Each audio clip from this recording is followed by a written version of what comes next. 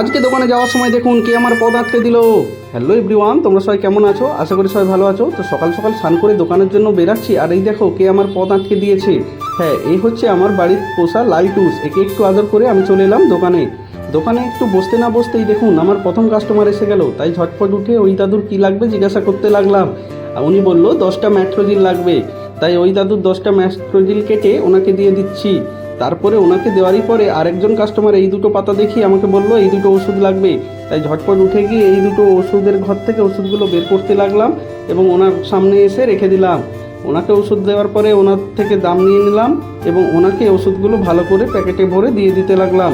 ওনাকে ওষুধ দিয়ে ছাড়তে যাব তখনই দেখলাম বাইরে কি জোরে বৃষ্টি এসছে। আর এই বৃষ্টিতে দেখুন এই দাদা আমাদের অর্ডার দেওয়া সমস্ত ওষুধ নিয়ে এসেছে। হ্যাঁ, এই দাদাকে ঝটপট করে ধন্যবাদ জানিয়ে আমি বসে পড়লাম ওষুধগুলো মেলাতে।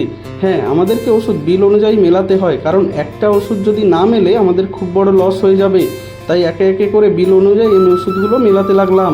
আর মেলানোর পরেই দেখুন বাইরে এই ছেলেরা কত সুন্দর ফুটবল খেলছে এই বৃষ্টিতে। আর কারা কারা এইরকম বৃষ্টিতে ফুটবল খেলেছো অবশ্যই কমেন্ট করে জানিও। তো আজকের ভিডিওটা এখানেই শেষ করছি। বাই।